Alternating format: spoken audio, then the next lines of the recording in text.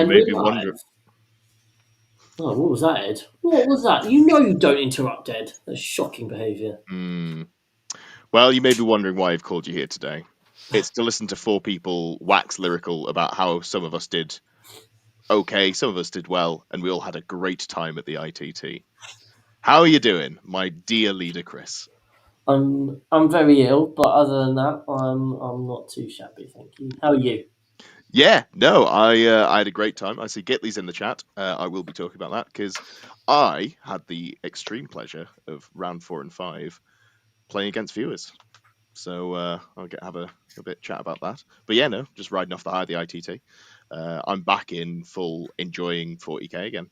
I haven't even looked really at the new set of magic cards. No, So not a pro magic player anymore. you Dreams know player. it's serious. I couldn't tell you the names of really any of the cards in the new set. That is madness.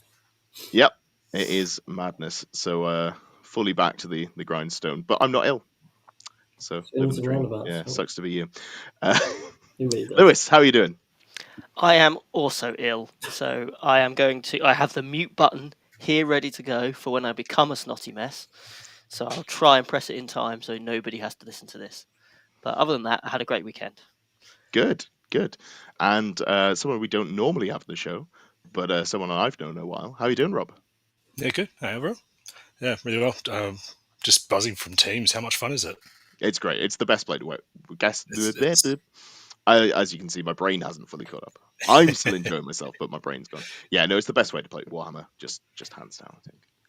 But yeah, we have some people in the chat. Good to see John Bread, who played against Legion in round 3. Didn't stay for the wooden spoon. That is heartbreaking. Who else we got? Gitley as well spoke about.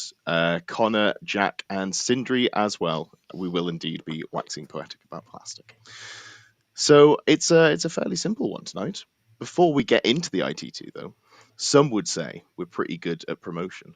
At least one person says we're the best. He's not here this week, but in his stead, I will say, what do we got on, Chris? Well, what don't we have on? Let me just check. Right, no, so obviously we've had the data slate that came out last Tuesday, and we're getting busy talking about all those sorts of things. So what Tom has done, a Drukari specialist, or so he says, is he's decided to talk about the Sky Splinter Assault. So he's done a video all about that. And so if you're interested in checking out what that has to offer you and you're a Drukari player, then make sure you watch that. Or in fact, if you're just curious as to what you could well be facing, as I'm sure many Drukari players go, oh, maybe this is a solution to all of my life's woes. So make sure you check that out. Scrivo and Ed are back on the old cracking the codex, thinking about the Dark Angels. So they've got the one which is all about the Inner Circle Task Force. And then, as some of you will know, we have our series called State of Play, where we interview the best players in the world on their faction. And Tom spoke to Brian Sipe of Team Ignite, winners of the International Team Tournament. And he talks all about orcs and their state of kind of in the current meta and what to look forward to with them. So yeah, and then in terms of the pipeline, I know Davey's got a bug watch coming out soon. He's going to go live, and then I will also have my episode on From the Road to the ITT, where I'm going to be going in depth into like the pairings process and kind of how that went down for each of our rounds for the ITT. So kind of like a behind the veil look. I'll have our matrices up for each game. I'll talk through why we chose to defend with each person. So if you're interested more in the kind of like that aspect of teams, and I know having now played into teams who are really, really good at pairings and teams who are kind of just flying on the seat of their pants with it, I would say that, yeah, I think there's certainly some things that a lot of teams out there could maybe think about and consider, which would definitely add a lot to their team's experience. So hopefully I'll be able to break down some of those things, and that'll be coming out on Friday. As always, if you want to buy Warhammer things, buy them from Composite Games, because they you get 20% off And then if you use the code PLUS, you will get an additional 5% off of that 20%, and we'll get a little bit of moolah. And finally, our patrons, you'll have noticed that there is no more Patreon because we've closed it down, and we're going to be making the transition to YouTube membership. So that'll be up in the next week or two. I just need to get my head around it as soon as I'm not ill and have a bit more functionality. We'll get that up and running, but we'll broadcast that as and when it happens. But don't worry, we've not all just vanished off the face of the earth. But yeah, we have closed down that Patreon for now. But yeah, that's us. Lovely stuff. Thank you. Yes, of course. What has happened is we've taken all your massive bucks that you've given us, provided no value, and we're going to retire to the Bahamas. Yes, which absolutely. is Do a runner. absolutely. We've definitely made enough of that. So, before we get into, we'll do a little bit of a round by round. Maybe not go super in depth because there's 3 teams and there's 5 rounds, so it'd take a while. But I want to get your thoughts on the ITT, how it was, teams in general. Let's start with you, Rob, because I think it was your first team's experience. Yeah, it was. Yeah, I didn't. Yeah, I said first team experience. I didn't really know what to expect, but the lead up, everyone was really psyched for it, and just going through the matrices the weeks before was it was just another part of 40k, and realizing you don't have to win games was such a change, as long as change in mentality compared to what you usually go to in singles, wasn't it? It's a good place to be in for Drakari, who might struggle to win games, but can probably get some points. Yeah, I think my matrix was very, very yellow when we populated it. But it was good fun getting the prep. Yeah, like I said, I was on Drakari. Lovely. We'll get a bit more detail from you as we go through. But then, Lewis, how was your event? Yeah, we really enjoyed it. So I was captain of the Legion team, by far the best team, clearly. And this was it was my 3rd team's event that I've been to. First with the Plus and first as a captain. And being a captain is being a good captain, which I definitely was not. Being a good captain, I think, is a huge amount of work. To be able to find a way of keeping on top of your game and the rest of your team's games, and then making decisions about how your team should be playing their matchups, I mean that's way beyond my level of skill at the moment. So that would be something really interesting to kind of look into, because I think that kind of follows on from doing your prep in advance and getting your pairings right and getting your matrices right, and then actually how do you lead a team in a team's event in a way that actually kind of helps the team, rather than me just kind of play my game and then see how everyone else does, which is how I approached this particular event. Lovely. I think now's a good time as well to shout out Jack Doddy, who was an absolute hero all event, who turned up as our support staff, not as I referred to him all weekend as our water boy, which I'm allowed to do. I've known him for ages. He said afterwards that only two people asked him to get water over the entire weekend, which was me. Was it you as well, Lewis? I think Scriv. Oh, I did as well. Yeah. Scriv tried, but they didn't have any water. He said he wasn't sure if people just didn't feel comfortable asking him to do what is effectively a menial task. But it was fantastic. It was really nice to see how all the other teams were doing as well, because he'd come around with his whiteboard, stand there, make sure he wasn't interrupting something. He'd ask you, how do you think you're doing here? What you get? You look at the whiteboard and go, it looks like we're projected to get a 63. If you need to, put your foot down or really squeeze those extra points out. We definitely used that more and more over the weekend went on. I think the first couple of games we were all just a bit like, oh, okay. Who cares? Not sure what I do with this information. Again, it comes back to how to be an effective captain, I suppose, which I think is probably be a really interesting video for those captains that kind of lead the world teams. But it just highlighted for me the importance of having a coach at a team's event. It just makes such a difference, doesn't it? Yeah. Definitely, to be able to actually, just for Jack to be able to come up to me and say how the other 4 were doing, even if I didn't necessarily use that information, I could at least see if someone was getting hammered or someone was doing much better than expected. I could at least kind of factor that into my own thinking. Definitely. Lovely.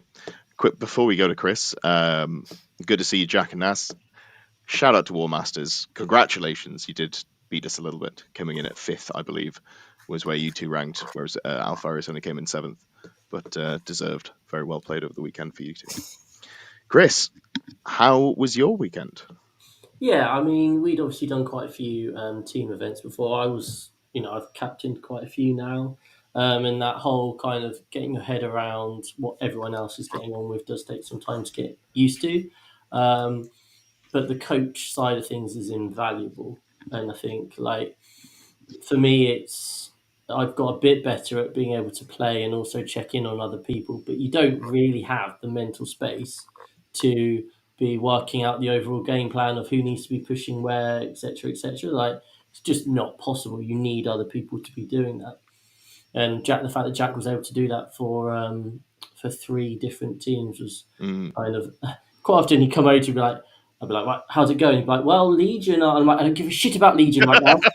Tell me about my 4 other game. And he'd be like, but yeah, it was really good to be able to like look at that board and go, oh, okay, it's just a bunch of 10s and 12s. Okay, this is fine. Or we've got a 9. Lee's on a 9. Oh, he's on a 19. That'll come up later. But yeah, no, it was a massive shout out to Jack. But yeah, I've got a bit more experience with captaining team stuff, so it's quite nice just to. For me, a big part of it is the pairings process and really digging into that, and I've been enjoying that. And that was something we want to keep on getting better on as a team. And I think that was a big thing for us that it felt that we did quite well. If when I do my episodes and I talk through our matrices, every game we won according to the matrix, which I guess is kind of all you can really hope for, in theory. I think it's really quite hard as well, going back to what Jack was doing with his whiteboard, to accurately predict the score you're going to get over the course of a game, even in the middle of the game, to kind of predict where that game's going to finish is really hard. Like, to actually, especially early in the game as well, to go, actually, I think this is a 10-10, or actually this is the way this is turning out. I think it gets you really thinking hard about your games and your matches, doesn't it? In time, trying to predict. It's a good habit to get into. In terms of, well, actually, let me do the quick calculations. I'm going to get roughly this score, so I can predict roughly this. It forces you to look ahead, doesn't it? Look ahead 3 turns or 2 turns and go, actually, where am I likely to be? Where is my opponent likely to be? And then what does that translate into in terms of a score? To kind of do that accurately. There was a couple where Jack was coming up like at the start, and I was like, I think I'm only going to get a 10, and then I'll come away with like a 14 or something. And it's like, oh, cool, I did better than I thought. But then, kind of, I guess getting that accurate, I guess, is really, really important. Yeah, I think when it comes to practice, right? Yeah, definitely. I think on top of that, it forces you to stop. I know I need quite a bit of time when I'm playing, and I just keep going and don't actually stop. And Jack coming across and talking went, okay, I just need to take 2 minutes to stop and look at this game state and figure out what's happening. It was huge for that too. You're smiling, and you know what I do with the clock. So for context, yeah, classically, every single game that Rob has ever played at a tournament ever has gone to time. And he does play with the clock. He's not using anyone else's time, but you only need 10 minutes for your last 2 turns. That's all you need. I don't know how you do it. That would stress me out. Yeah, it stresses me out, and I don't even watch. I'm like, where's Rob? Oh, yeah, it's still playing. It does feel quite strange, actually, like saying what you think the score is with your opponent there in front of you, going, I think this might be a 17, and your opponent's thinking, I don't think this is a 17. I'm going to smash this guy. Don't even worry about it, guys. Yeah. Going back to what you were saying about score prediction, that's definitely something that the more teams events you do, that you get better at. This is now my 4th teams event, and I felt like when Jack was coming around, I could give pretty accurate representations of where my score was going to be. As soon as sort of like the end of turn 1, middle of turn 2, I felt like I knew roughly where it was going to be, which is just nice to have. But it's reps with everything, reps with the army, reps with the matchup, but then reps with the teams process as well. Definitely, and I think as these teams events gets bigger, because they're just doing more and more of them, aren't they? Because I think people are realizing how much fun they are. I don't know if anyone else thought the same, but where Legion were in the middle tables, there were no like easy rounds there. Every single team was full of players where the standard is so much higher than even 3 years ago. I think the standard is significantly higher.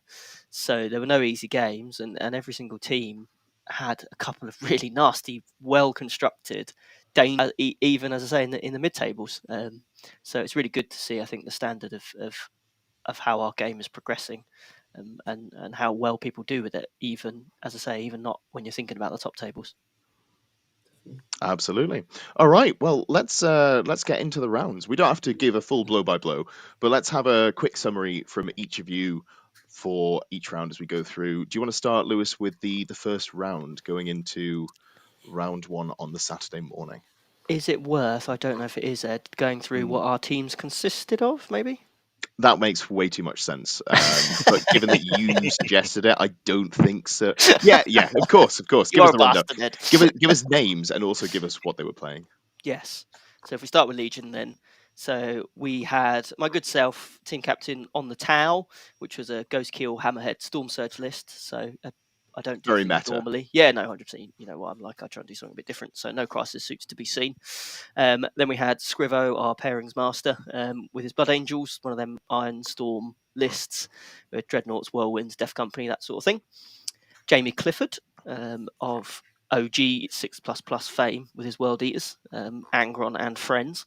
Jamie East, who I hadn't realised sponsors our shirts. His little air conditioning company sponsors our shirts. He had his MSU Land Fortress Sagittarius Votan list.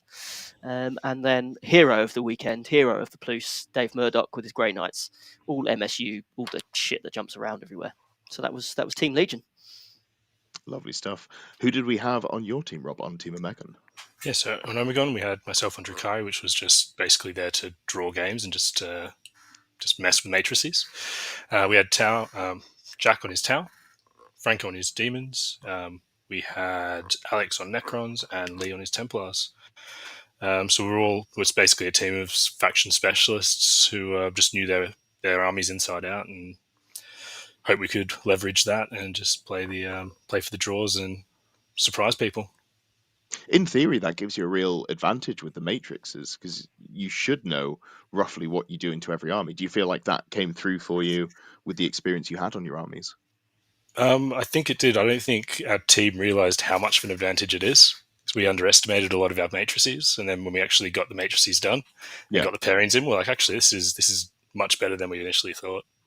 Yeah, Jack's just said that in the chat. He did a spreadsheet and compared it to your results to what you expected to get. And definitely not what I'm looking at just off screen here. It looks like you massively undersold yourself, but that's good. It's nice to see some overperformance there. And Chris, who was on your team?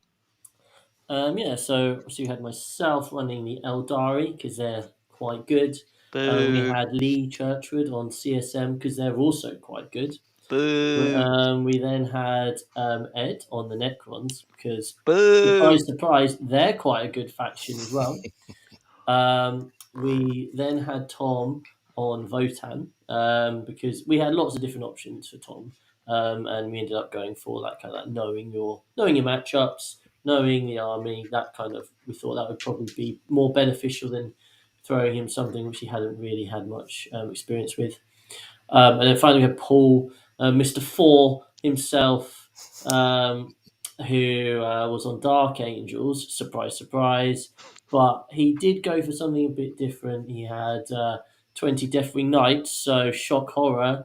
But, they were advancing and charging and fall back and charging. So that was kind of one of those things where Paul's a very good player anyway, but it's something a bit different. And I think one thing we did discuss over the event was that when you go into a matchup and you know exactly what it is, that's great for you. But also your opponent also knowing it maybe isn't so great. Whereas you can surprise some people with them not maybe understanding your list or how it works or the combos and that sort of thing. There were quite a few off meta lists there, and some of them certainly did surprise us in terms of like how they worked and how they functioned and that sort of thing. And that can be a big advantage in teams. Yeah, and I think now's a good time to mention, because obviously I was on your team. I don't think my list was a good teams list. It was what I was practiced with going in. Yeah. But if I'd been able to put together Hypercrypt and play it competently, that would have been incredible for the team. I think, apart from round 2, I'm still very pleased with how I did game-wise, but just having a more teams focused list would have been a lot better. And that's something that you've got to think about when you're looking at your team composition and working out how you want to what you want to put into different problems. I thought having a brick wall of meat would be a lot more valuable than it was. Yeah, and that's it, isn't it? I think in teams there's a lot of hindsight's a wonderful thing. Like you do the event and you're like, oh man, what? It was so obvious. Why didn't we have this, this, and this? Well, it actually wasn't that obvious at the time. It was, think about the amount of times we've put a lot of thought into our armies and our lists, and then someone has gone and built a list and we've gone, oh, that's so clever. How did I not think of that? Shout out to literally last week's podcast. Thanks, David Gaylard, for showing me the light. And Illuminus Eris is just incredible and goes in every Necron list. Yeah, exactly. So I think, it's one that we can beat ourselves up and be like, oh, why didn't we? But actually, you just need to have played in the tournament and gone, oh, now I see that actually this would have been better. And I think we certainly had some takeaways from that. So. I think we probably the only player in Legion anyway that built a team's list specifically was Dave Murdoch's Grey Knights. He literally built them to just score points. It did nothing but jump around the board and score points the whole time, which I think in a singles would mean you lose a lot of games, 92, 93. But in teams, that's exactly what you needed him to do. So I think he's put a lot of time into building a list that was very, very specific, delivered a very specific role within the team. And I think potentially probably the rest of us I know I definitely did, took a what I thought was a half decent tower list and put it on the board. Like, it wasn't designed to do a particular thing. And I think, as you say, with hindsight, it's a wonderful thing, but I think I could definitely have tailored that to deliver a particular role within the team. And that's probably, again, the next step that I know kind of Alpharius and our top team have taken those steps. And I think some of us in the other teams can probably learn from that and move forwards. Lovely. All right. Before I was rudely interrupted with a brilliant idea, we were going to talk about round 1. So I've changed my mind. We're going to talk about it first. Round 1, I had a great time. I got to play Necrons, which is a wall of meat, into Grey Knights, which want to stand on objectives. And it's on Scorched Earth, where you burn objectives. I had a fantastic time. I can only sing the praises of my captain, who paired me into such a lovely matchup to start the day off. How did round 1 go for us in Alpharius? So we played low rollers, who I'd say probably there more for a good time than a long time, maybe. But they were lovely, lovely folk. I'd done a few practice pairings the night before, and our matrix looked pretty good.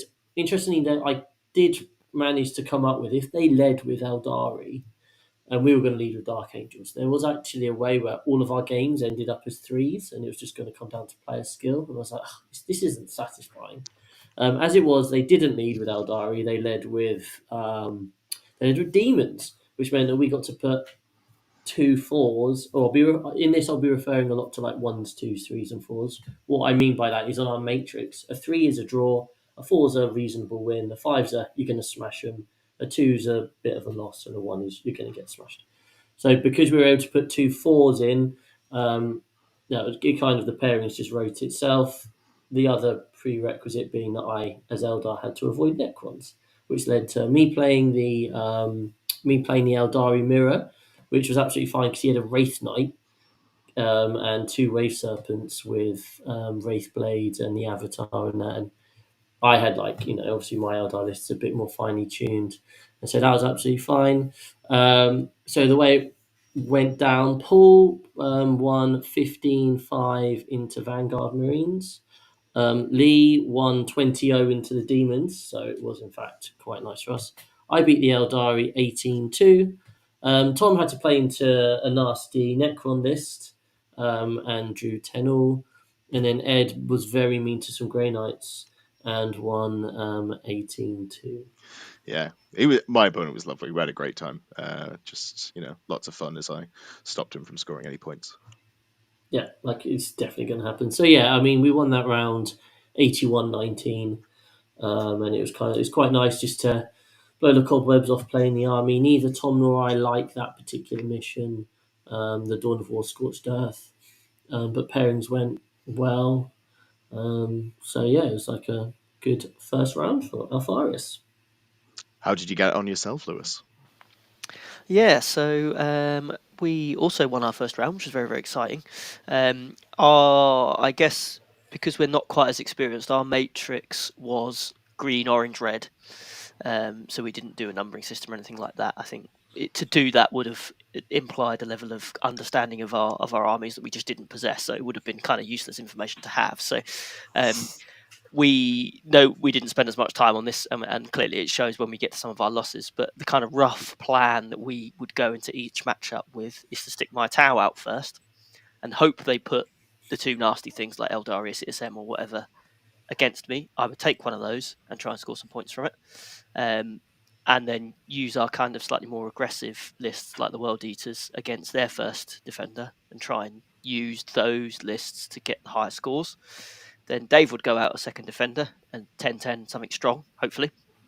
That was the kind of rough plan. And the first bit went all right. I went first. I put myself down as first defender each time, and ended up mostly into things that were horrible. But after that, I think it got quite hard to predict, especially because of the standard of the lists in every single team was really high. There wasn't a kind of dearth of things that we could comfortably beat, and we ended up having a lot of oranges paired into our matrices. So you'll see, other than one game, every single game we had was within sort of 15 points of each other. So even the ones that we won were very, very close because we did have a lot of oranges and there was a lot of 11-9s and 10-10s going on. So yeah, but no, our first game we were in against the Five Roads Buccaneers. Really lovely guys. Couple of them that Scrivo knew. They're going through the Team Wales selection process at the moment, so probably a slightly harder pairing than we wanted round one. But we hadn't counted on Mr. Murdoch at that point and the work that he had done in advance. So this is where he really came into his own. We ended up having to put him against that hypercrypt nasty Necron list with the monolith and the things teleporting all over the shop, and I remember getting about halfway through my game, and both me and my opponent had just stopped and turned to watch Dave lay out his movement phase. And I have never, honestly, I have never seen someone pilot a list that well live. Obviously, I've watched Art of War and things like that where there's some really incredible players, but watching Dave play his absolute heart out and get that 10 into that absolutely insane Necron list, we the rest of us were just like, whoa. So the close wins that the rest of us got meant that we managed to win 54-46 in that round. I think it's worth saying as well, I'd been on the other side of that matchup, and obviously I was playing a different Necron list. Yeah. But I got the pair, and I was like, cool, cakewalk. Just got to score as many points as I can. Probably shouldn't have dropped the 2. Should have got a 20-0. So Dave getting a 10-10 in that matchup is fairly phenomenal. And I think they thought the same thing as well. And I think because when we put him down a second defender, they literally were straight in with... actually, I might be putting him down as an attacker. I can't remember how it worked, but they basically picked Dave almost immediately into their Necron player. They were so confident, I think, that was going to be a positive result for them. And then, I'll say honestly, to watch him play, I'd never seen it like that. That was brilliant. So credit to him for that, because that basically meant all the close wins that we got from the rest of it was enough just to push us into the win bracket. So against a team, as I say, of people trying out for the Welsh international team, we're really proud of that as a first start. Since you're not going to big yourself up, I will. The close win, you mean the 17-3 you got into GSE? Well, definitely. And on that note, Rob, round 1, how'd you do?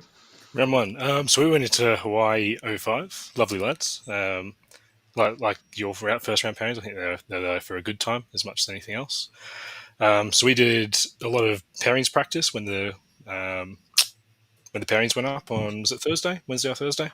Wednesday. Yeah, so me and Jack, we spent about an hour and a half just going through all the different permutations and what we're going to do to try and get our pairings right. So we had it all planned out in our heads already when we got to the table, which was quite nice because I have no idea how pairings work. So I was very thankful that we had Jack Chapman, the pairings master, in our team. It was amazing to have that.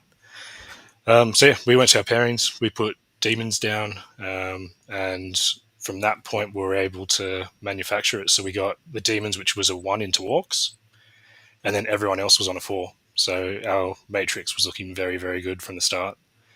And then through our games, we were getting updates from Jack, and we managed to get a 91-9 against them over the whole round. So very close. Brutal. Yeah. Shout out to Franco for his scoring 15 on his predicted 1. That's he absolutely smashed it. Yeah, don't let him hear I said it, because he might, get a big head. But he is quite good with demons, isn't he? He is quite good, yeah. He knows what he's doing. Yeah, he's all right.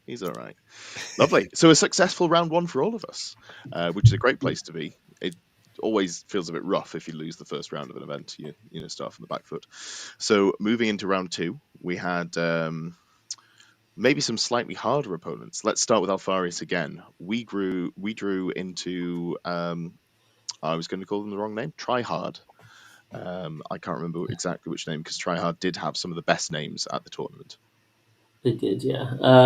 We basically drew into Tryhard 80, who are one of the stronger teams, strongest teams there probably. They've got Alex, who plays for Team Wales. You've got Chris Patterson, who's a top Eldari player. Danny Porter, very strong player. Josie, who's a Necrons player, who beat Mike Porter in the year that he was pretty much taking down the ITC. Sam Nash as well, who we know. So they're a really, really strong team. And this is one of those matrices where there was just a lot of 3s. There was a couple of 4s.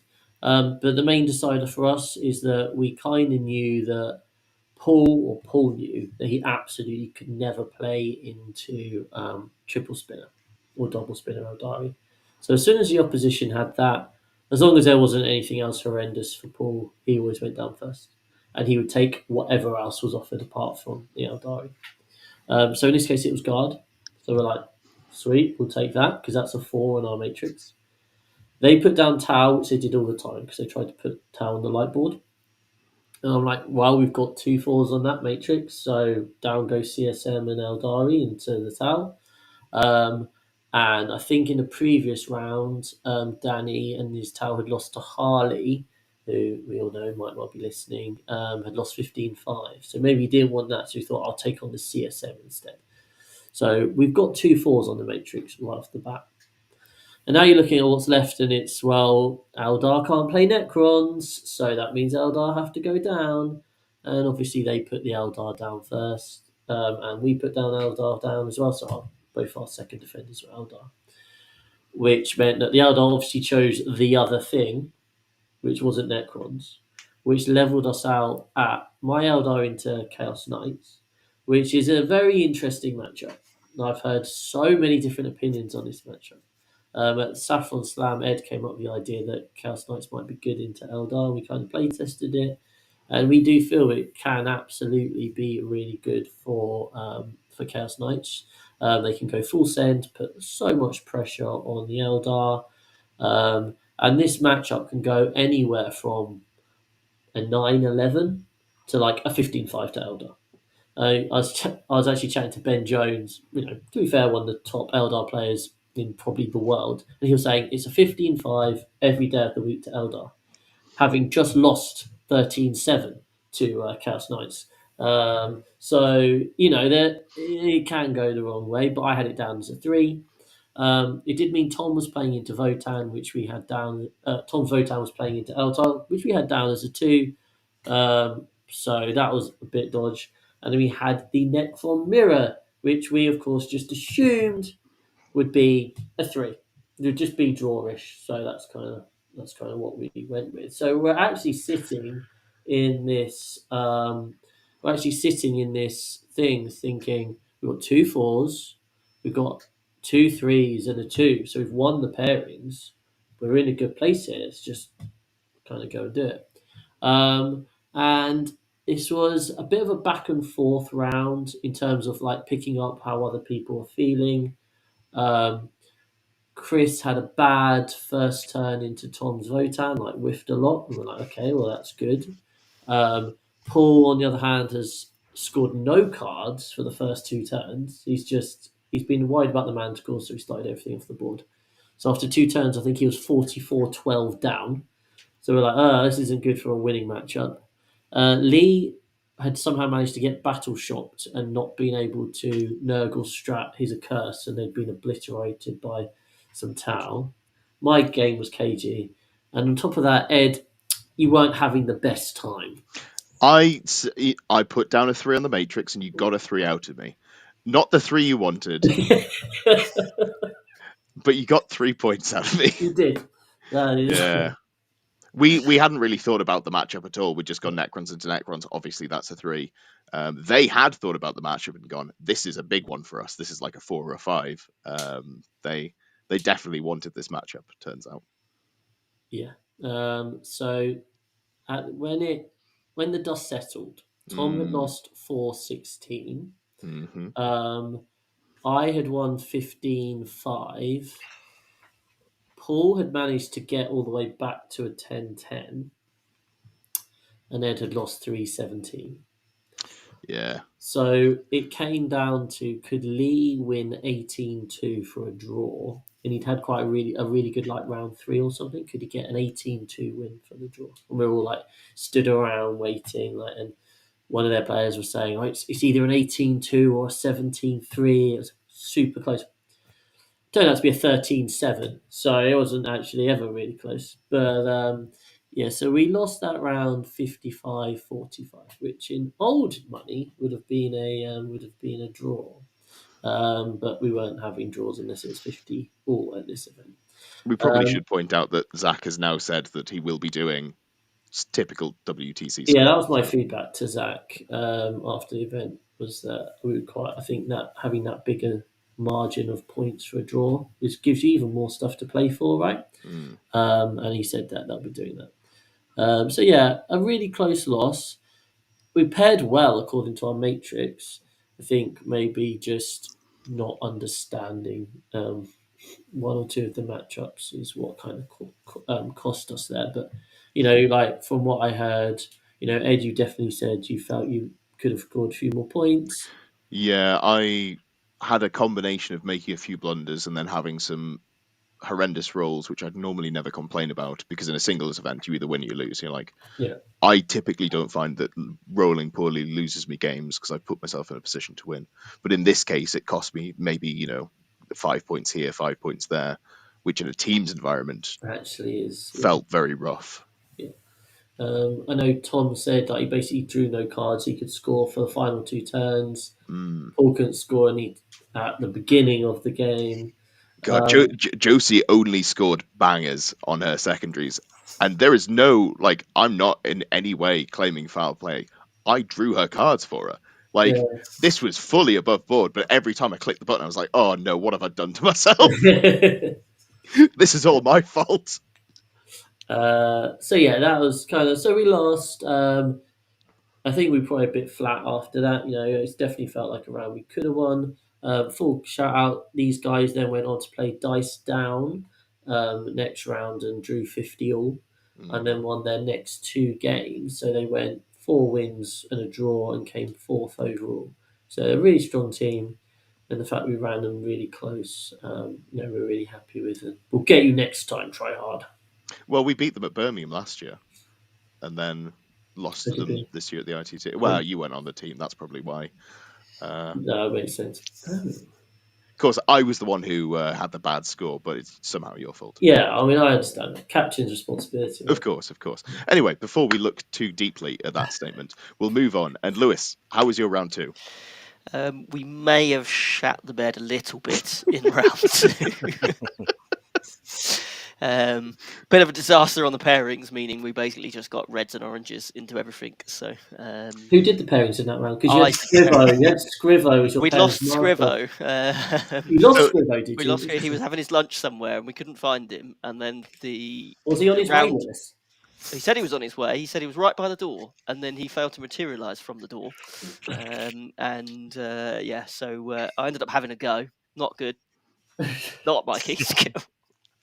It was started well. We did what the plan was. Put myself down. Went into the Eldar. Got the light board, which turns out to be quite. We'd kind of practiced my Tau on the light board in advance, because basically with the storm surge in the on the light board is you've got the L in the middle. You can basically just sit on that and see 2 out of 3 of the central objectives with a model that will just delete anything that stood on those objectives. So, and it's not possible for the Eldar player to come out and hold those objectives without being in line of sight of the Storm Surge. So that's something that we'd planned to try and get, which actually worked out really, really nicely. But yeah, I mean, it's entirely my fault. Should have waited, but we ended up losing 60-40. So actually, some of those reds were more like oranges.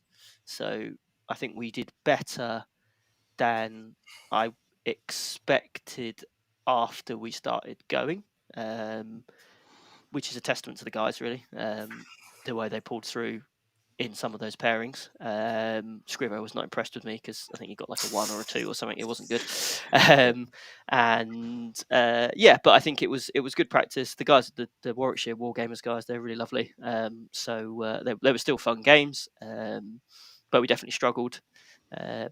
But it helped for me anyway. It gave me confidence that first part of our strategy, which was put me into something nasty, worked quite nicely. I was able to 13-7 that triple knight spinner incarn horrible Wraithguard list thing. So felt confident that first part of the strategy went well, and even Dave going into the Chaos Knights, which is an awful matchup for him, I think he still managed to get 6 or 7 points out of it. So He got a 7 again. Yeah. That's a 0-20 every day of the week. So again, yeah, it worked out. I think we learned a lot from it, and we can probably be more confident in the future. But I guess all of this is learning, isn't it? All of it is the more times you play these matchups, the more accurate you can be in terms of what they should look like on the table. But yeah, lovely. Well, we'll move on from the collective round 2 disasters to a round 2 victory. How was your round 2, Rob? Yeah, it was good. It was really tight. We were up against Trash Wargaming A team. It was Matt Palmer was the captain. Played him a lot. He's local around here, and Ben Pierce. I got to play against him, which was great. I've known him for a long time and never actually played him. But yeah, this one, our matrix looked absolutely horrible going into it. It was always going to be a losing pairing when we went through. So again, we decided to throw Franco under a bus, chuck him out first, let him absorb something, and try and scrounge some points. So we ended up going to CSM, and the other pairing was Black Templars into Votan. We luckily won the roll-off for table deployment for board choice. So we put Franco's demons on a light board, basically to save Lee's Black Templars into Votan. So we threw him under a bus twice in one round. he had Bellator. He couldn't be shot from 18 inches away. It's fine. Yeah. It wasn't fine, but it's fine. Yeah, so we did that. We got our Tau into guard, which was our most favoured matchup. That's what we were aiming for with all of the pairings. Necrons into Death Guard, which could be good either way. It turns out Alex is a very, very good player, and 18 Wraiths are good at the game, especially in teams. And I got to play Ben's full meta Eldari, which definitely isn't Josh Roberts' list. It's just stolen. Yeah, so the games were all dead close. Franco got absolutely done by CSM, which was expected when we threw him under a bus. The opposite of dead close, actually, looking at the scores. Yeah. So yeah, our pairings, it looked like a losing pairing, but everyone else absolutely pulled it out. So Lee, Jack, and Alex absolutely smashed it with 2 13s and a 20. And I managed to hit my prediction with a 5 into meta Eldar with my Drukhari, which I'm more than happy with. Just tried to be annoying and kill chaff. That's a great result. Yeah, I think if you can shut that chaff down quite quickly, then you do limit their ability to kind of really pull ahead on the primary. And never shooting their Wraithguard is a good thing. Unless you have Ghost Kills. Ghost Kills are great. With Ghost flat Kills damage 3, yeah. Shooting Ghost Kills from 12.1 inches away going, yeah. Yeah. So we managed to get that round by 55. I think it came down right to the last rolls of the dice in the last 2 games. So it was very close and a very fun game. Oh, very fun round. Perfect. Excellent. Ed, because you hate me, would you like to read Jack Doddy's comment out? No, I've been in the chat. deliberately ignoring it. If you want to read it out yourself, you No, because egotistical slut, you my head won't absolutely fit out can. the door if I read it out. But you're the host. Fine. So Jack says in chat, Jack, who was going around and looking at all of the different teams. So Jack was the person who really does know. He says to big up Lewis as a player. For context, he was the third highest scoring 6++ player in terms of team points over the weekend. We all know that's because he gave himself nice easy pairings, which is why I did the pairings. Get in the bin, Ed. That's true. I got there. And I think we can move on before we say anything else nice about Lewis as well. So coming into round 3. I enjoyed that, by the way. That was nice to hear coming out of your mouth. Sure. Coming into round 3, Alpharius especially, more than anyone, we were all stood outside, a mixture of sad and furious with ourselves, some more than others. And the vibe going into round 3 was, let's get 100-0. How did that go for us? Well, I'm looking forward to people seeing our matrix for this when I do the road to the It's ITT. beautiful. It's a thing of beauty. Essentially, it was pretty much all green. You got 25 matchups. I think 24, 22 maybe of them were green or pink, Yeah. which was a 5. It felt good. Basically, we were playing Northern Old Boys Squad, which when I tried to shorten it on my laptop, turns out they're called North. So fair play. Fair play. Didn't realise that one until I started typing it out. I was like, well, that's probably intentional, so I'll leave it. So they were very chilled guys, really nice. But yeah, they had a few funky choices, or maybe not like top meta picks, which meant that we were kind of pretty confident going in. What was quite interesting from my perspective, anyways, I personally know I'm not like a go and win big player, even though I'm playing Eldar. I still generally, if you look at my singles events, I'll only win by like 20 points, right? So I don't get big wins. So I was regularly putting myself as 3s. And so regularly, my matrix was actually the worst out of everyone, and this was definitely one of those. It was also there were some armies I've just not played into. And I just didn't want to. So I put a 3 there based on the fact that, well, it's Eldar, so I'm sure I'll be absolutely fine. But I don't know actually what it's going to be. Tom was hadn't managed to get his teeth into anything yet, so he was kind of like gagging at the bit just to absolutely destroy something. So he led with Tom, and he got to play into World Eaters. They led with Necrons, they led with Ultramarines, which Ed went into, which then meant I went down and asked to avoid the Necron game as always. So I ended up into Grey Knights, which, for those of you who don't know, at WTC, the Americans literally built the Grey Knights list to just take on Eldar, because it's a draw all day long. Our CSM got to play into their Necrons, which we'd already practiced as a game and knew was good for CSM. And our Dark Angels was into their Imperial Knights, because we know Paul likes to beat up Knights. And this round went, I think we were always pretty happy. There were never any kind of concerns here. I was sweating my ass off trying to play these Grey Knights who were just zipping all around the board, and it finished like 96-92 to me. So that was a draw, but everyone else got wins. Ed won 14-6, Lee won 20-0, Tom won 16-4, and Paul won 16-4 as well. So the overall win was 76-24. So we felt we gained a bit of honour there. Definitely improved the mood coming into the end of the day. I think we needed that one to reset the game. How about yourself, Lewis? How was your round 3? So did you need to reset? I guess Scrivo definitely did. So we played into a team called the 4 Brain Cells. So our first task was to work out whether it was their pairings person that was the one missing the brain cell, which would have worked into our favour. This was a team, I think they ended up winning the Wooden Spoon. Bread is in the chat from that team, who I had the pleasure of playing his Votan. This was I'll the read his team. comment because you won't. Also, Lewis is a pleasure to play against, even when he's tabling you. Lies and You're slander. loving this, No way, Ed, it's aren't you? true. Stop saying nice things about Lewis. None of it's Sorry, continue. Someone needs to come in and call me a twat or something, then that would be that'll level it out for Ed, and he You're can a twat. speak to me. Thanks, Chris. Really appreciate Thanks, that. Yeah, so this one, it definitely wasn't the most kind of competitive set of lists that we played all weekend. So I mean, they still had the Necrons and Tau, but we had Votan and Thousand Suns and bits and bobs in there. So really lovely group of guys, and I think this is a round that I think Scrivo felt the most confident into when we paired it up, because I think we basically got all 5 matchups were the ones that we wanted going into the game, which is really nice. That makes you feel a bit better going into it. You can relax.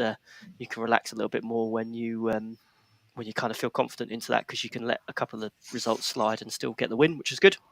But this round really was kind of summed up by 2 amazing moments: Jamie Clifford's Angron versus Magnus in single combat. Angron just ripped Magnus's head off, but it took him 2 rounds of combat to do that. I thought Angron would just go into Magnus and rip him apart, but no, he has to take 2 turns to do it. And Jamie East versus the Tau. On his final turn, he draws behind enemy lines and capture any outpost. He has a unit that has to make a very long charge onto the Tau player's home objective. He rolls a double 6 for the charge. His Votan unit careens across the board onto the Tau player's home objective in the last turn to get behind enemy lines and capture any outposts for like a 12-15 point swing. Such a Jamie East thing to do. For those of you who've not played Jamie East, which is going to be most listeners, let's face it, I've had the dubious pleasure of playing him many, many times, and he's just that guy. Like, he just does it. Or I remember playing a practice game with him, like turn 1, he was like, oh, I don't know if I can make this charge. I was like, look, mate, just roll the 12. If you roll the 12, you can have it. Oh, and you rolled the 12. Good. Like, he just does that all the time. Him and was it the Contempt Paul of James. Dreadnoughts, the Volkite things, which used to do mortals on 6s. Oh, you've got like 15 shots. Oh, I'm glad you've rolled 8 6s for mortal wounds then. He's just that guy. So good to have in a team event when you need to push. When you just need to just long bomb it and see what happens. I made an error. Jamie played the Eldari, not the Tau, so that was, but it was still hilarious. And the ended up being a 26-74 win for the Legion, which was really, really good. As I say, I got to play Bread's Votan, which was really good. I think Bread was quite aggressive very early in the game, which I don't think he needed to be. I think he could have kept the game a bit closer if he'd have played a bit more cagey, because he allowed me to pick up quite a lot of the Votan very early in the game. So we had a good chat after the game finished about how he plays that matchup next time, and hopefully gets a game that's much, much closer than what we played when we got it. So I think going into Tau can be really quite challenging, especially when you've got the ghost skills and things like that jumping around and generally being annoying. You can't touch them unless you get close to them, and if you get close to them, you're then in range of everything else. So I think we play that game again, and it's much closer result, I think. But it was good. So we ended day 1 on 2 wins and a loss, which is a good result. Yeah, absolutely. Screw in chat says as well that their World Eaters player Cam was a legend. No more details than that, but he was. Sounds good. Yeah, excellent. And finally, we have yourself, Rob. How was your round 3? Yeah, it was again a super tight one, as our matrix kind of predicted. It's all of our matrices are 3s basically, or just on the other side of a 2 and a 4. So we went into the Sanguine Spanners. Lovely group, very, very good team. When we got our pairings up, we looked like we were going to be at a draw, just on the positive side of it. So we had Jack into Chaos Knights, which we thought was okay, maybe a bit on our side. Black Templars into Votan, which is not great, but it's not horrible. We're still getting points out of it. Our Necrons into Tyranids, which was a very, very good pairing. and we managed to get demons into GSC, which again was a good pairing. And I got to eat CSM just to take it off the board. Theme for you for this weekend, wasn't it? Eating something that was horrendous. Yeah, it seems like it was my job just to just absorb something while everyone did their thing and just try and scrape points, which I actually find a lot of fun. Being just the spoiler and the defender is great, isn't it? It's just it's so satisfying to do. Yeah. I think you generally have two types of players, don't you?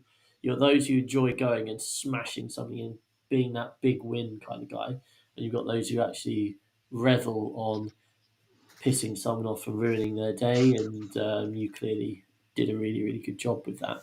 Playing as Drakari, you know for a lot of the time it's going to unfortunately make sense for you to take the big bad, but if you can make it small, then actually that makes a big difference. Yeah, it was the best weekend I've had, losing 4 out of 5 games. So. Yeah. And that's the beauty of teams, isn't it? Like, It is. For me, it was like we had some players who'd not been to teams before, and I remember Franco being like, "Yeah, I mean, you'd all said teams was great, but I didn't really believe you, and you know what? I fucking loved it." And it's like, yeah, it is so good. I think during this game is when I saw the turning point of Franco's mentality. So we were in the last 10 minutes of our game, I think, of our round, and there was just me and Franco playing, and we had to get... We both had to push for like 2 more points, basically, to draw the round. And went over and had a chat with Franco, and he was lining up a charge. Like, oh, it's a long one. It's like a 9-inch charge. I walk away, get back to my table, and just hear this massive cheer from him. He'd already won the game, but that was like the 5-point swing. That's setting up for the draw. So we played all our games out. They're all super close. A couple of us hit just under our matrices, but we ended up losing 49-51. Oh, so close! Yeah, so close. So that was a positive way to end the weekend though, because they were a very good team with some very good armies, and to keep it that close, it was great, really. So that left us with 3 teams at the end of the first day going 2-1. Classic. Which is great. So there was plenty of me finding Scrivo and be like, I'm going to fucking body you tomorrow. Yeah. Who's got the police? I said, no matter what, the pairing says, just put me in a Scrivo. I want to play him. I want to live in his head. I also just like playing against Scrivo. We have a great time. But I was looking forward to some inter-team rivalry, which would have been bad because it ruins the chances of one of the teams to do better. It would have been a lot of fun to do. We have also been graced by another large thing exploding and ruining Jack Tight's plans. It's a standard weekend for Jack Tight. At some point, I think we need to get him on, do an interview for all of the games against top players where something explodes and it completely changes the game. They're all great stories.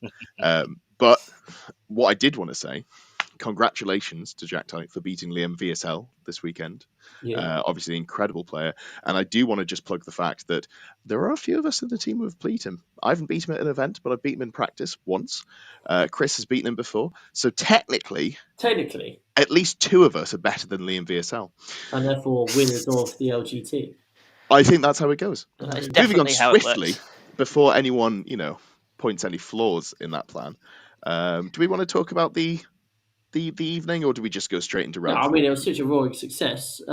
We had very excitedly, 2/3 of 6 Plus had very excitedly booked TGI Fridays, which was next door to many of our where we were staying. So we nipped in there for our 9 o'clock booking. Had to wait because tables weren't quite ready. You know how it is when you make a booking at 9 o'clock and it's still not ready at 9:10. But hey, let's not get caught up on details.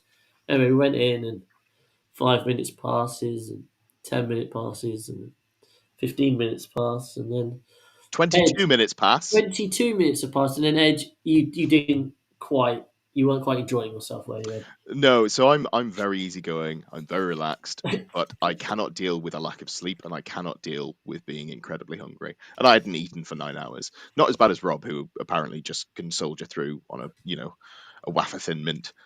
Given that you didn't get any lunch because there was a disaster in the lunch queue.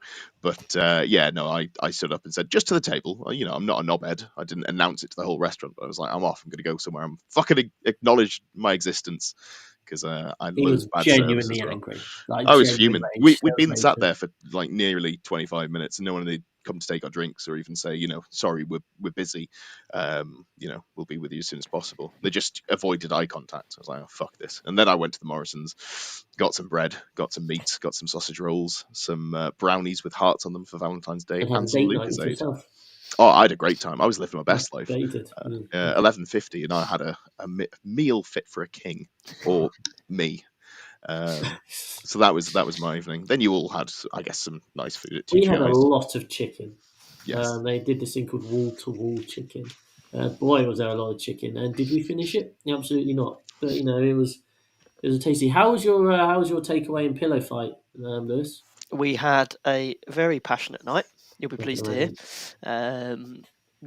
Some of the Legion team, not me because I'm spring chicken, are slightly on the older side of the police lineup. So the idea of going air just doesn't appeal anymore. Nice. So we got an Airbnb just with one big bed, And a and giant bath. and a really big bath. And we cuddled up, we watched a film, and we ordered takeaway. It was very pleasant. I don't remember the name of the film, but it had Samuel L. Jackson and The Rock in it, and they died very quickly. The And other then guys? yes, that was the one. They jumped off a roof right at the start and then just Yeah. got splattered on the concrete, which I was like, oh, I'm kind of looking forward to watching a Samuel L. Jackson Rock kind of mash-up, but Afraid not. was not to be. And then Dave and I went for a run the following morning, so we were in bed by like 11:30, tucked up all together. Jamie and Jamie they stayed up a bit later to whatever they were up to. I just heard the screaming, and it was good. And then you had a fry up on the Sunday morning. Did Scriver cook that? We had Scriver said he was going to cook that, and we had this grand plan where Dave and I would go for a run, and then we'd come back. Everyone else will have showered. Breakfast will be on the table. We'll have our breakfast and we'll be out plenty of time. Dave and I get back from our run. House complete pitch black. No one is up. You can hear no noise whatsoever other than snoring, and it's like shit. So we then had to go around making loads of noise, wake everybody up, and then ended up with me cooking breakfast. Still a bit warm after my run, but it all worked out. We managed to clear everything up. Domestic nightmare from the photo you put in the group chat. It all looked really peaceful and serene. So there was no stress whatsoever. Yeah. Callan Fire in chat says, "Spanner here. Wish our 51-49 had gone the other way as we got a battering on Sunday." That is, sometimes getting a loss on day one is it's not what you want, but it ends up being a blessing when you have slightly easier pairings later on down the line. Lovely. So into day 4, we were refreshed. We'd had a look at pairings. Some of us had done it and talked about it in the restaurant. Some of us had filled in the matrix, sat on their hotel bed eating a sausage roll. Some of us had put 4s for Paul James across the board because that's how I see his matrix going. How was our round 4 on the morning? Yeah, well, we obviously spent the Saturday night kind of browsing it, and I worked out a pairings plan based on the fact that Paul James had put down 4s across the board. And then Paul went, I haven't done my matrix, who's done my matrix for me? I was like, fuck, so yeah, what Ed had done is just go, it's probably 4s. So we come up with a whole game plan purely based on... It is a running joke that Paul James is a 4 into everything, doesn't matter what the matchup was. So I was like, oh, this will be very obviously a joke. And apparently... But no, because it could quite easily be 4s. And that's true. to be fair, he is usually a 4, so fair play to the guy. So we played into Vanguardians of the Galaxy, who had Chris Stout on their team. For those who don't know, Chris Stout is the OG of the phrase that we are relatable. He let me know that he thought we were a relatable group of content creators, and then felt horrendously bad afterwards. No offense ever taken, but it's a running joke. So we got to play these guys. They're all very lovely. I think pairings went pretty well for us, to be honest with you. We were able to get in. We had to work out what we wanted to lead with. And we decided to lead with Votan. They had quite a few skew lists again. So their guard list had like triple Bullgrin. Their Necron list had double Monolith and the Silent King. They had Orcs. They had Nids, which is what Chris was on. And our matrix was probably a healthy halfway mix of 4s and 3s with just a few 2s to try and kind of order. For me, going in again, it was I don't really know. I've never played into orcs. I've not really played into nids. I know I want to avoid necrons, but this is a weird necron list, so I might be okay. Never played guard, but those manticores are scary. And CK, well, at least I know how to play it. Whereas everyone else was, Apparently, nobody knows how to play the matchup into Eldari. yeah, It's well, yeah, literally this is it, beating you. as we'll get on to. So, yeah, we led with Votan, and we ended up with Tom's Votan into their Necrons, which we had as a 4. They led with CK, which we put our CSM and Eldari into, kind of probably knowing they would take Eldari, which, I'm fine with. So that was a 3 on our matrix. I did beat it 15-5 the previous day, but I would still put it as a 3 just because I know it could be swingy. And then we decided then to lead with CSM because we could hopefully get a big win there. And CSM got Orcs, which was quite nice for us. That was a 4. Our Dark Angels into their guard. Paul still backed himself as a 4 there. And then that ended with our Necrons into their Tyranids as a 4. So basically, we had 4 4s and a 3. So we'd won the game on pairings. We now had to just deliver it.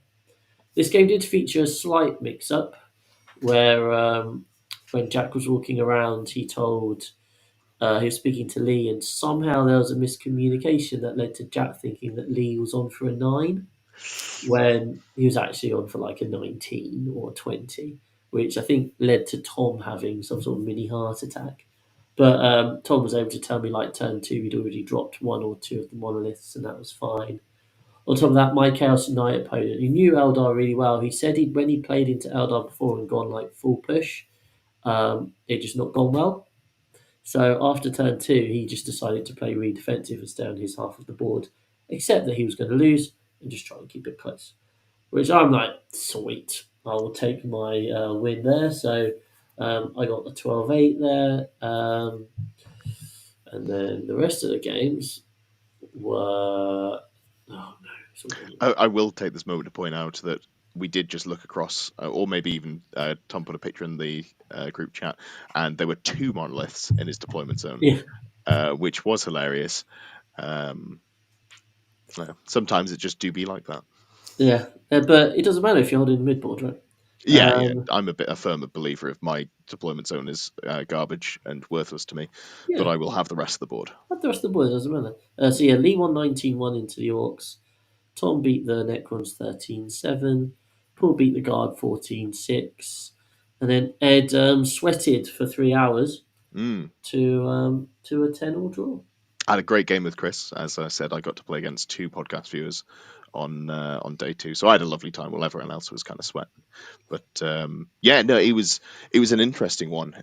He had a Norn emissary in his list, which I hadn't really thought about deeply beforehand. Turns out I can't stop someone from getting a 10 on their primary every turn if they've got a Norn emissary, because my list doesn't really kill that very quickly, and it has OC 15. So that if I go first, it's a bit of a blowout because I can stop him getting to the objective, put my wraiths on it, and then go, you can't get your base on there. But I went second, which normally I prefer. Didn't do that, and then went, that Norm emissary is going to stand on the point. Cool, I will do what I can. I managed to deny him 15 primary at the end of the game, so I felt like I'd made some headway there. But priority targets. Gotta love it. I've got strong feelings on the matter. Anyway, moving on. Good round. Yeah. Good start to the day there. Lewis, how was your round 4 after you were refreshed and nails painted and had a lovely time? I was looking good, mate. I was looking good. I can promise you that. I have noticed another comment in our lovely chat, Ed, that apparently you would just like me to hold you. I deliberately didn't read that one out. It was a little odd. But yes, no, round 4. So it started with a bit of a time panic because I needed to use the toilet on Sunday morning. and I can see Tom is in the chat now. So Toilet Plus Plus is officially a go.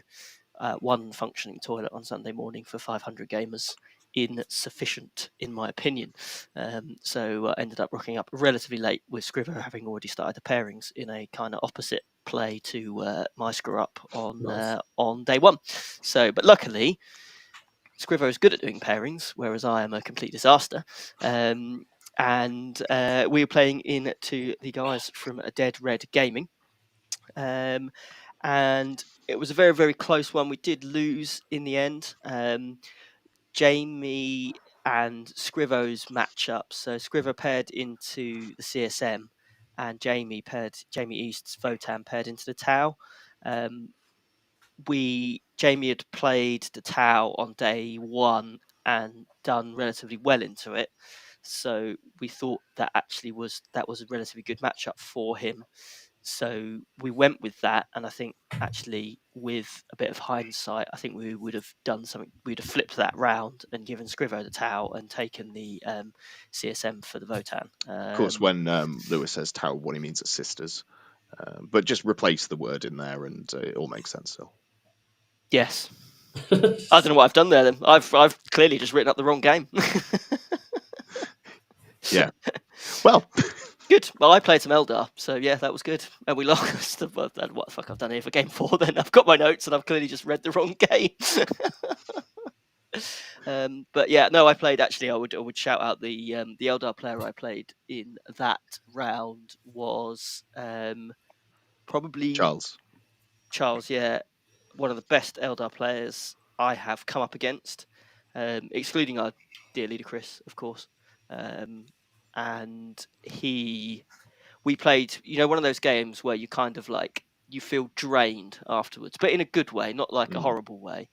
You obviously, when you're playing Eldar, you have to think all the time about getting shot back by the Wraith Guard, getting Phantasm, the teleporting shenanigans going on. So playing that is really, really intense. And we got to the end of that. I think I edged it 11-9, assuming I've done this game report correctly. And yeah, I think both Charles and I walked away from that going, that was a bloody good game of 40k. I think we both played to a really, really good level. Yeah, very much enjoyed that. You can tell me, Ed, did Jamie Clifford play against the Necrons in this round? Clifford, yes, he did. He did. Excellent. Good, because I wanted to shout him out. Because similar to what you just said there, Ed, if the Necrons go first in priority targets, they just put all the Wraiths on an objective and you've got no hope of getting them off it. And that's what happened to Jamie. So his World Eaters had to absolutely scrap that whole game to get that 10-10 into that Wraith list, despite going second. So yeah, but we ended in a 57-43 loss, which I think it was okay. Yeah, very good players, tricky set of pairings for us, but I think nothing to be ashamed of there. Very good team, so happy with that. Happy with how we played anyway. Perfect. And then finally, Rob, you had a nice easy start to your Sunday morning, right? Yeah. We as a reward for getting a 49 loss on the Saturday night, we got paired up into Try Hard Wargaming Team A, which you guys played the day before. Very, very good team, as you guys know well. So yeah, they were very strong. We looked at our matrix and it did not look good. So we did what we could. I had a horrible matchup across the board, all losses. So we threw me out first to try and take something off the board that someone else might be able to deal with. And I got to play Chris Patterson's Eldar, which was an amazing game. And from there we paired okay. We got 3s and 2s. So we had Necrons into Tau, our Necrons into their Tau, our Tau into their Necrons, Black Templars into Guard, and Demons into Chaos Knights. I think one of the highlights of the weekend for me was halfway through my second turn, I just look across to my right, and there was Jack Chapman with a Nightbringer on his home objective, and Josie was rolling dice on the other side of the table, just apologising constantly. It turned out he'd shot, I think, 1,500 points of Tau into the Nightbringer and only just killed it. He had his whole army along the back line just pumping this Nightbringer, and it just wasn't going down. It eventually did. So he played an absolute blinder. Actually, he managed a draw into that very scary Necrons list into followed by a very good player. We lost the round. It was a 39, 39-61. Mm. But the positive takeaway with it, we all hit our predictions. So I think that's positive from a team point of view. Yeah. With the factions we had, I don't know if we're ever going to win it, but we were going to give it a good hot run, which we really did. And yeah, it was good fun. It was probably one of the funnest rounds, and it was our biggest loss. So in retrospect, do you think there was a better set of pairings you could have got to maybe get a draw or a closer loss? Or do you think it was just the army spread was so aggressive that you'd struggle? So we had 3 pairings in the entire matrix that were better than a 3, and they were 4s. So it was probably as good as we were going to get. And I think it's just a faction breakdown. It was just a very tough pairing faction-wise for us against very good players, so we couldn't make the most of it. But it was a really fun game. I had a lovely game against Chris. I haven't had the pleasure of playing him yet. He is the loudest man in 40. He's very loud. I stood next to him in round 2, and there were times that I had to stop talking to Josie, wait for him to finish, and then continue on. There was lots of noise coming from our table. He had a 3-wound Yinkan come in, and for capture enemy outpost, I had a Ravager on it. Yeah. So OC3 each. He came in, he punched it to death. It exploded, but I rolled the 1 for the damage, so it survived on 2 wounds and teleported away. The next turn, great fun round. It lost, but it didn't particularly feel like a loss. Yeah, that's good. I can't wait to lose to him at a singles event at some point in the future. I'm very much looking forward to that being in my future. So moving on into round 5, final round. Obviously, this is where we're starting to sweat, because especially I can only really speak for Alpharius. We'd gone a bit insular, talking about what we were looking for, and 3-1 at the time. We're like, what could we get? There's a 50-50 that we get some absolute killers, or we get a team that's about on par with us. And I think both teams were probably quite happy with the pairing that they got. Basically, just happy to dodge, one of the big teams not getting into, a paired down ignite or something insane like that. Yeah, I think then what you hope for and what is designed to happen for these Swiss style events, or maybe not so more now that he does random, but is that your final game is won against very equal skilled opponents. I think looking at our scores, that was very much kind of like the case. They were all good tournament players who absolutely knew what they were doing. It was a South London Legion playing against. Genuinely lovely group of guys. And I think the pairings went really well for us. What's quite interesting, actually, because I've been writing up notes for my road to ITT, is that after the pairings we were like, we've won this game. Like, on pairings, we've won this game, and it was we definitely outpaired them. Looking back at it, actually, there wasn't the clear options that it felt like there were at the time, and we potentially actually got slightly lucky with the pairings, just because of that second defender would have been quite flippish. Their main mistake, I think, in the pairings was they started with Tyranids. I'm not sure if that was them trying to like bust the Tyranids or something. But what it meant was we then had 3 choices. We could either put CSM, Votan, or Eldar into the Tyranids, and it was like, well, definitely put down CSM, and who else has got the option of getting like the biggest win here? My matrix wasn't great. Again, I just kept putting myself as 2s and 3s, and again, I've not played some of these matchups. So I was like, right, well, we'll give them Votan and CSM, and we'll see if we can get a big win here. So they took the CSM. So we're immediately like, we've got that as a 4, but realistically, that is probably closer to a 5 for us. So now that we've got that, now we need just to kind of win the rest of the situations. We'd started with Dark Angels because again they had triple spinner, so Paul's going to take whatever they don't get, which was the Necrons. So Paul got to play Necrons, which we had down as a 3, so we're reasonably fine with. So then the next round of Defenders comes up, and in my head I'm very much like, oh, you know what? As another player, I was feeling really rough at the time. I was like, I just don't give a shit. As long as the other people kind of get good choices and can win their games, I'll just play into whatever. I really don't care. So I didn't even consider putting myself down, which was actually, so we put down Ed's Necrons, which actually worked out very nicely. Sorry, they put down Necrons. No, we put down Necrons and they put down Death Guard. That's the one, sorry. I've highlighted the wrong thing here. Which worked out pretty much perfectly for us because it meant that our Necrons got to play into their Eldari. And our Necrons, we always feel Necrons is a very good matchup. You want to get them into Eldari. So that was really good. The Death Guard, we just had a bunch of 3s basically into it, so it didn't really matter who played into them.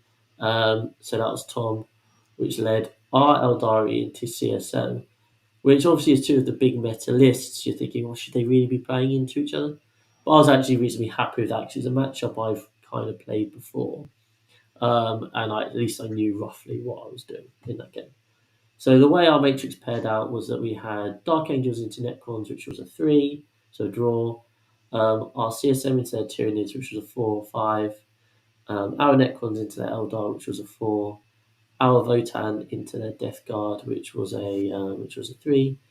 And our Eldar into their CSM, which was a 3.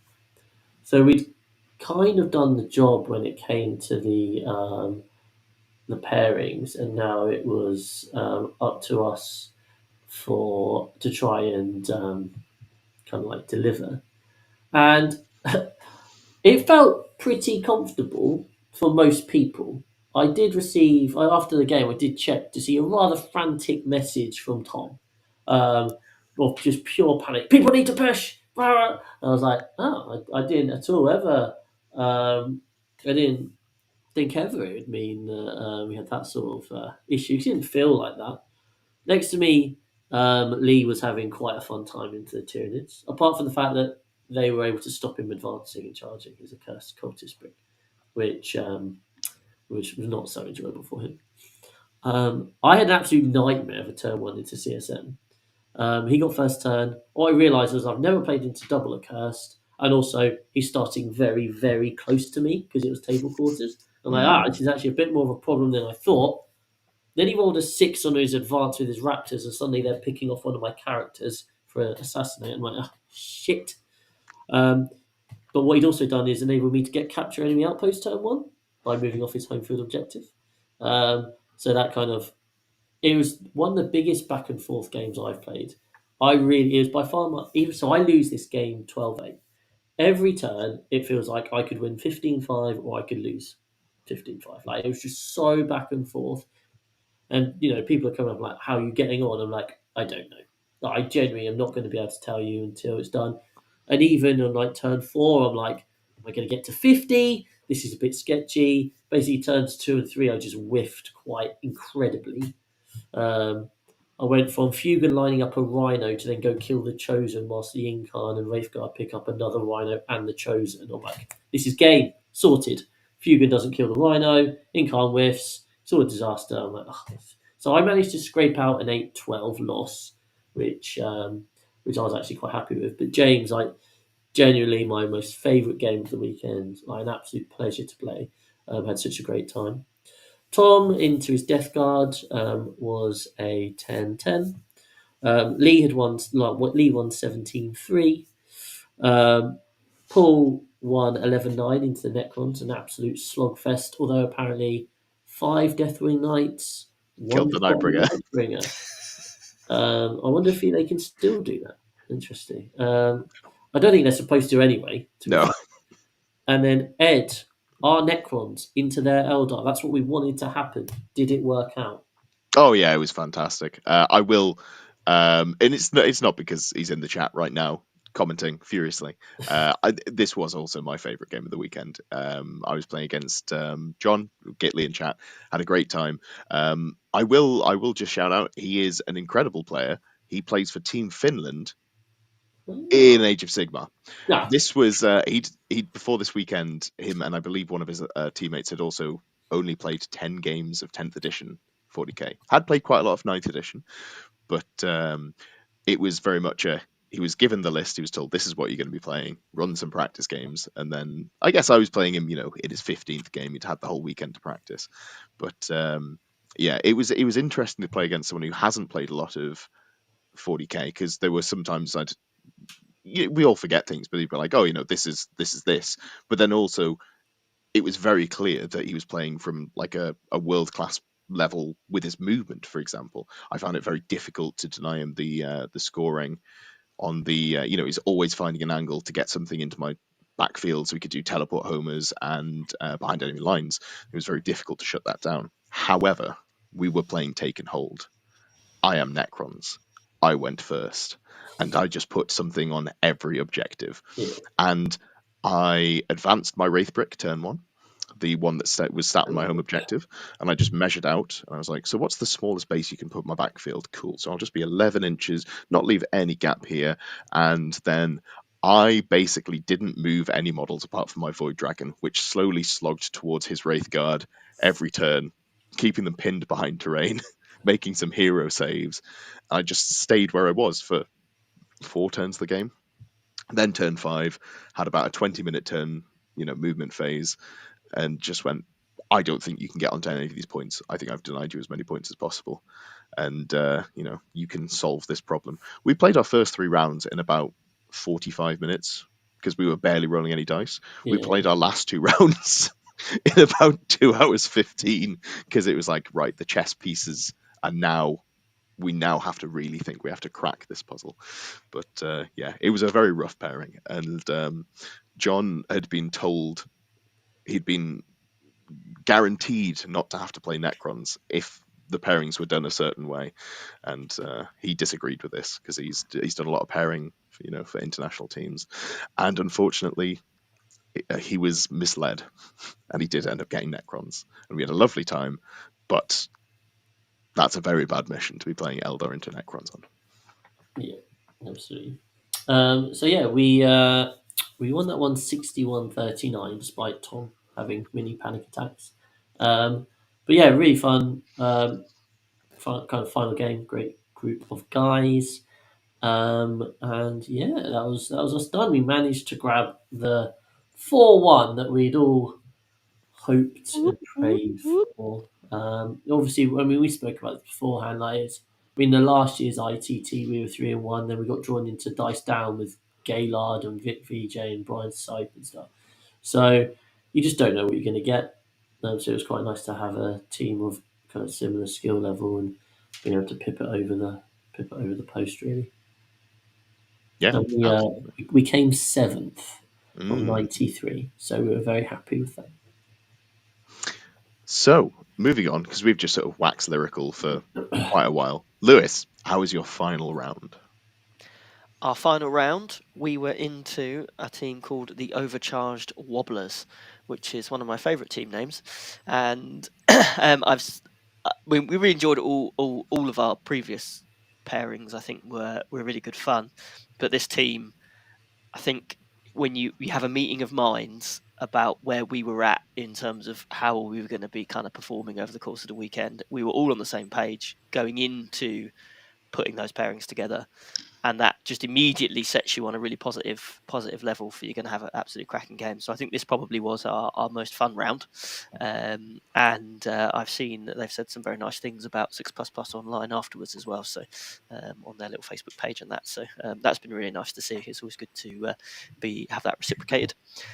So we went with the classic tactic of putting me out first, and under the bus into the Chaos Space Marines, which was good fun. Jamie Clifford ended up into the Votan, which he was quite happy with. Jamie East ended up into Space Marines, which he was okay with. And then Dave ended up in the World Eaters, which didn't work out for him, and Scriver ended up against the Orcs, which also didn't work out. I think potentially if we'd have flipped one or two of those, we might have ended up in a slightly better place. But I think this is where where Mr. Doddy came into his own, because for part of my game into the CSM, I was playing relatively cagey. I wasn't pushing out too much, and the score was by turn 3 was still relatively close. And that's when Jack came up and said, "If you can get an 18-2 into the Chaos Space Marines, I think you can win the round." I was like, "Brilliant. Yes, definitely. Yeah, 100%. So that's the point. Just everything goes forward. So like I've ended up with Fire Warriors in the middle of the board, stood next to a unit of Obliterators, going, "We'll be fine. We'll be fine." Taking some very risky fallbacks from the Warp Talons with the Ghost Kills. So Ghost Kills can fall back and shoot, but obviously when you fall back off from Warp Talons, you have to take that desperate. And it's like, don't roll a 1, don't roll a 1. Ended up tanking some Overwatches from Forge Fiends and things like that, which if I hadn't have been trying to push for these maximum points, I would just have been able to avoid, which did cost me a ghost kill, but one of the others survived, so that was nice. And by that point, all of the other games in the round had finished, so we had like all 10 of us kind of gathered round my table at the end, knowing that if I could get that 18-2, we'd win the round. Otherwise, it would be obviously a draw or a loss. And my opponent had bottom of turn, so he would obviously have that opportunity to score right at the end. And I managed somehow those Fire Warriors, that squad of 10 Fire Warriors stood on the final objective, managed to overwatch Chaos Lord and kill him, and because they get to overwatch on board, and then managed to survive the Obliterator charging them to hold that objective. But in come the fucking Nurglings in the corner. His last card, Investigate Signals, gets his 2 points for Investigate Signals with the Nurgling sitting in the opposite corner of the board, meaning it's a 17-3 win to me overall, which means our team, we drew 50-50, which in terms of having the most fun, that was our best round. And it was literally as soon as that was worked out, all 10 of us cheered, which was like just amazing. We were all just like, yeah.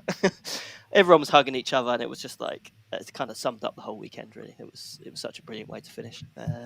Which basically means Legion 2 wins, 2 losses, and a draw. We finished like 50th place, so we could Bang not average, be love it. more bang average if we tried, and we did try. Perfect. And rounding it out, Rob, how was your final game of the final round of the event? So we got the joy of being paired up again, and we got to hit the Try Hard B team, which also happens to be the island WTC team. So yeah, it was a tough round again. Matrix looked just 3s and 2s everywhere. We went out. I again went out first to try and remove something scary. Ended up with Sisters, which I thought was going to be an okay matchup. I played Jack Tide a few events ago and had a very close, fun game against him. So we thought that was drawish. This player was better than Jack Tite. Is that what you're saying? Apparently, that's what it seems like. The data says. So going backwards, better than Liam Faisal. So yeah, I got that draw. Then we had our Necrons into Grey Knights, our Tau into Votan, our Eldar into Demons, now Black Templars into CSM. So we had all these down as a draw. So we had a little bit of a huddle and just said, look, just play a few points. We'll see what we can do, and we'll see where it comes out mid round, and we can push if we need to. About halfway through my second turn, Mr. Doddy comes around, the hero he is, and shows me the projected scores. There's 2 7s, an 8, and a 9. And then, no, it was 2 7s, a 6, and a 9. So we had a little team huddle and all decided we just need to push. So from that point, we all pushed, and a round later, Jack came around, scores exactly the same. Round later, I'm at this point, Drukari pushing into Sisters doesn't work. You can't do it, and I shouldn't have done it. I was down to about a 4. But everyone else was up to 16s, 12s. They really pushed, and they absolutely played their absolute asses off, and saved me the embarrassment from scoring a 4-16 when I predicted a 3 into sisters. But yeah, the guys just absolutely pulled an absolute shift, and really proud of them. And again, Jack Dotty just coming around coaching, just letting everyone know what the go was. That really saved the round. Fantastic. So Yeah. not only did you beat Team Ireland effectively, you got revenge on Try Hard. It was 54. We won 54, 46. So yeah, we got revenge on Try Hard, and we're better than a whole country apparently. Perfect. Loose world domination begins now. Absolutely. Starting here, Luxembourg next, not to be dominated, but to be trained. To dominate. To dominate, absolutely. Normally we would do the viewer questions at this point, but half of our podcast are dying, and I'm not going to make them wait up any later. Do we have any closing remarks before we go? Anyone want to say anything there? I just wanted to say that, well done to, we're obviously a growing team, but the fact that Lewis and Rob were able to step up, not having captain before, and do such an awesome job, says a lot. And it's always nice to hear lots of wonderful, positive things about people who are playing into our teams. So I'm really glad that, those sort of team ethoses were pushed across. So, a really big thank you to Lewis and Rob. And yeah, if you haven't played Team 40k before, there is a reason why everyone who goes to a team event comes away going, this is actually this is a lot better than I thought it would be. This is amazing. You weren't all lying. So definitely do your best to check them out. Even if it's not one of the UKTC ones, there's more and more out there. You can get anything from 3-man team events all the way up to 8-man team events. So just give it a go, because they're just, when you're fighting and scrapping for every point to make a big difference to your team, and it's not just I've lost this game, oh well. It's actually these 2 points I'm about to score could make a difference between us winning and losing this round. It makes a big difference. So definitely check it out, guys. Lovely stuff. Thank you for watching. We will be back next week. I believe we have a special guest, but you're going to have to wait around to find out who that is. Yeah. Bye.